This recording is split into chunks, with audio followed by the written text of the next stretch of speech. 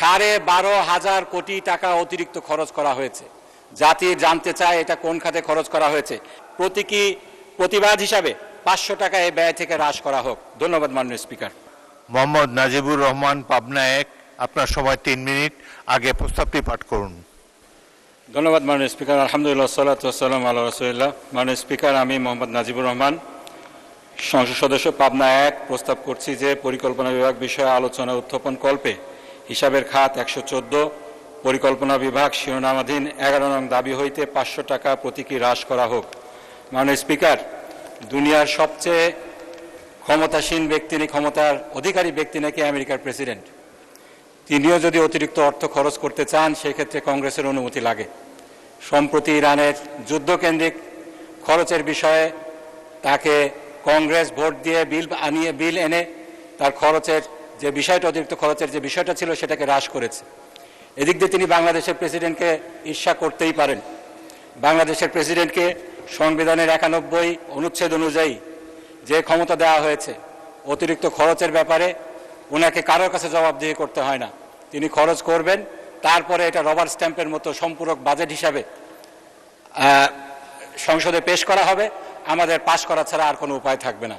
মাননীয় স্পিকার, এই বিষয়টাকে অ্যাড্রেস করার জন্য একটি আইন হয়েছিল, সরকারি অর্থ ও বাজেট ব্যবস্থাপনা আইন 2009। সেখানে 12 নম্বর ধারায় যেটা বলা হয়েছে, সংশোধিত বাজেট যথাসম্ভব প্রত্যেক বছরের মার্চ মাসের মধ্যে পেশ করিতে হইবে। এক্ষেত্রে যথাসম্ভব এই শব্দটার অ্যাবিউজ করে, মিসইউজ করে বাজেট, সম্পূরক বাজেট কখনোই মার্চ মাসে দেওয়া হয় না। যথাসম্ভব বলতে কি বোঝানো হয়েছে, এটার যথাযথ ব্যাখ্যা দরকার রয়েছে। কেন সরকার মার্চ মাসে সম্পূরক বাজেট দিতে ব্যর্থ হলো?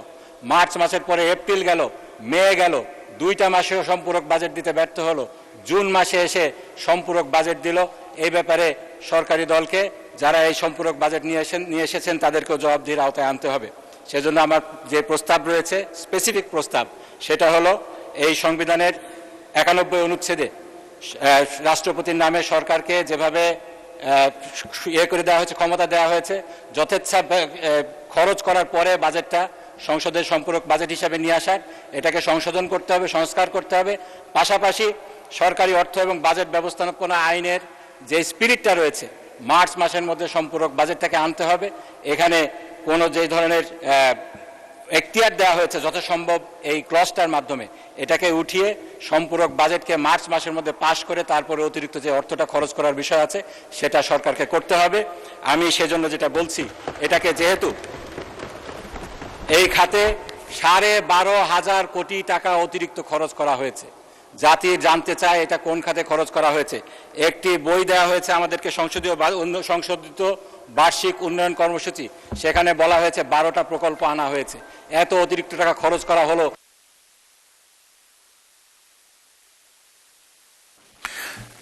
1 মিনিটে কনক্লুড করুন। আমার আধা মিনিট লাগবে মাননীয় স্পিকার। ধন্যবাদ আপনাকে। এই বিষয়ে অস্পষ্ট রেখে এই বিলটি পাশ করা কোনোভাবে উচিত হবে না। সেজন্য আমার যেটা প্রস্তাব, প্রতীকী প্রতিবাদ হিসাবে 500 টাকা এই ব্যয় থেকে হ্রাস করা হোক। ধন্যবাদ মাননীয় স্পিকার। ধন্যবাদ মাননীয় সদস্য।